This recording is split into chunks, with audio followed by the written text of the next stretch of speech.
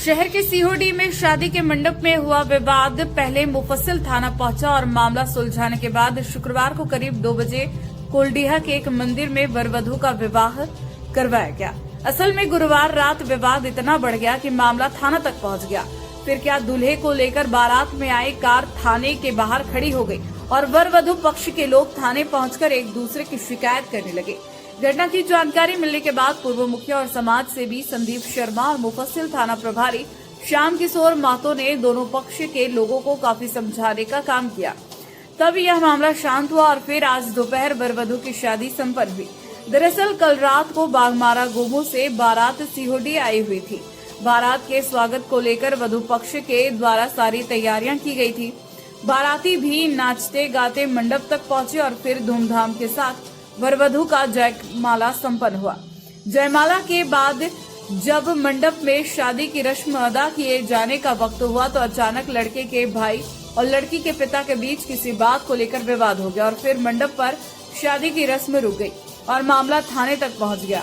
देर रात तक जब यह मामला आपस में नहीं सुलझाया जा सका तो पूर्व मुखिया संदीप शर्मा और मुफस्सिल थाना प्रभारी श्याम किशोर महतो ने इस पूरे मामले में हस्तक्षेप किया और फिर दोनों पक्ष के लोगों को थाने बुलाकर दोनों पक्ष की बातें गंभीरता से सुना गया और फिर दोनों पक्ष के लोगों के बीच में विवाद को सलटाया गया, जिसके बाद दोनों पक्ष के लोगों ने अपनी अपनी गलती स्वीकार की और फिर आज शादी की रस्म संपन्न करवाई गई।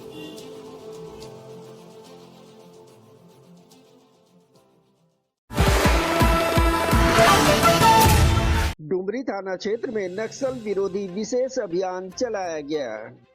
अपर पुलिस अधीक्षक अभियान के नेतृत्व में अनुमंडल पुलिस पदाधिकारी डुमरी सुमित प्रसाद, पुलिस निरीक्षक डुमरी राजेंद्र प्रसाद, थाना प्रभारी डुमरी प्रणीत पटेल तथा सशस्त्र बल के साथ शनिवार को विशेष अभियान चलाया गया।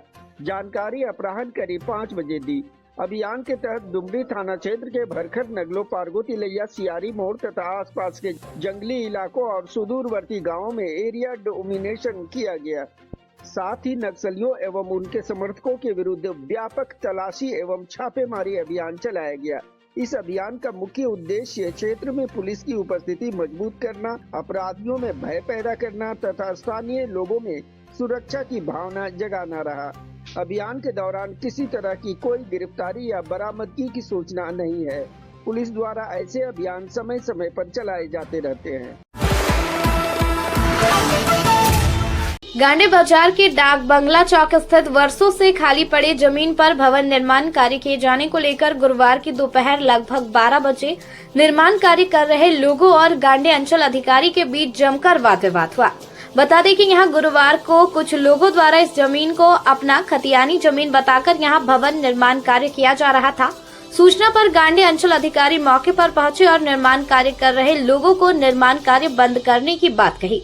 इसको लेकर निर्माण कार्य कर रहे लोगों द्वारा इस जमीन को अपनी खतियानी जमीन बताकर और माननीय न्यायालय द्वारा आदेश प्राप्त होने की बात करते हुए कार्य किए जाने की बात करते रहे और सीओ से लिखित में काम बंद कराने को लेकर चिट्ठी देने की बात करते रहे। इसको लेकर करीब आधे घंटे तक सीओ और निर्माण कार्य कर रहे लोगों के बीच वाद विवाद चलता रहा। इस दौरान गांडे पुलिस भी मौके पर पहुंच गई और लोगों को समझा बुझाकर शांत करवाया। उसके बाद सीओ द्वारा अंचल से आम सूचना संबंधित चिट्ठी निर्गत कराकर उक्त स्थान पर स्थित सरकारी भवन के दीवार पर आम सूचना इश्तेहार चिपकाकर कार्य को फिलहाल बंद करा दिया गया है। सीओ द्वारा निर्गत आम सूचना इश्तेहार के मुताबिक गांडे अंचल के मोहन डी मौजा खाता संख्या 37 प्लॉट संख्या 418 पर वर्षों पूर्व से सरकारी भवन बना हुआ है, जिसमें यहां सरकारी कर्मियों द्वारा लोकहित में कार्य किया जाता आया है। शेष सरकारी भवन परिसर का जमीन खाली पड़ा हुआ है। आगे जिक्र किया गया है कि उक्त खाली जमीन पर कोई भी व्यक्ति निर्माण कार्य बिना सक्षम न्यायालय के आदेश से नहीं करे, अन्यथा विधि सम्मत कार्रवाई किया जाएगा। इस विषय में निर्माणाधीन कार्य कर रहे लोगों ने कहा कि यह जमीन हम लोगों का खतियानी जमीन है, जिसका खतियान तालेवर महतो वगैरह और रसीद दयाल महतो के नाम से करता है। रांची हाईकोर्ट के द्वारा हम लोगों को निर्माण कार्य की अनुमति मिली है। इसको लेकर सीओ ने कहा कि यह मामला न्यायालय में लंबित है। न्यायालय का आदेश तक उक्त स्थान पर कोई भी निर्माण कार्य नहीं होगा।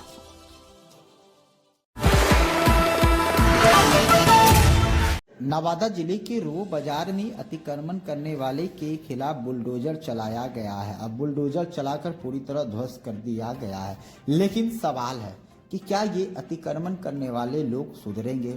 क्या इन लोगों के विरुद्ध इस तरह का कार्रवाई किया जाता है, फिर बाद में ये लोग बना लेते हैं। लेकिन इन लोगों पर कठोर कार्रवाई अगर नहीं किया जाएगा तो ये लोग सुधरने वाले लोग नहीं है। देखिए, शहर में जो जाम लगता है या रो बाजार की बात ही हम नहीं करें, पूरे जिले की बात करते, जाम का मुख्य वजह है दुकानदार। जो दुकानदार को दुकान मिला हुआ है वो दुकानदार क्या करते, अपनी दुकान के आगे एक और भी बड़ा था वो प्लास्टर करके दुकान लगाने की कोशिश करते। जो तस्वीर भी आप देखें, कहाँ दुकान है इनका और रोड पर वो कितनी दूर आकर वो जो है अतिक्रमण किए हुए। ये ऐसे लोग हैं जो अतिक्रमण करते, जिसके कारण जो बाजार में लोग आते हैं उन लोगों को चलना मुश्किल होता है। जो बाजार में मार्केटिंग करने के लिए आते हैं उन लोगों को परेशानी होता है। लेकिन ये दुकानदार तो मस्ती करते हैं। ये दुकानदारों के खिलाफ अगर प्रशासन की ओर से अतिक्रमण करने पर कार्रवाई की जा रही तो इन लोगों की दुकान को सील भी करना चाहिए। इन लोगों पे बड़े पैमाने पर फाइन लगाना चाहिए, क्योंकि जब तक ये लोगों पर फाइन नहीं काटा जाएगा तब तक ये लोग सुधरने वाले नहीं है। सबसे बड़ी लापरवाही अगर किसी का है तो वो दुकानदारों की लापरवाही है। इन लोगों की लापरवाही के कारण ही शहर में जाम लगता है। अगर ये लोग की लापरवाही जो है इस पर कार्रवाई की जाएगी तो कहीं न कहीं थोड़ी सी जाम में लोगों को राहत मिलेगा, लोगों को जाम में फंसना नहीं पड़ेगा। प्रशासन की ओर से जनता का भी मांग है तो इन लोगों पर कठोर कार्रवाई की जाए। शुक्रवार को 3:30 बजे जानकारी दी गई। दिल्ली मुंबई एक्सप्रेसवे पर कपल की कार में तड़प कर हुई मौत, एक दूसरे की बाहों में मिली लाशें।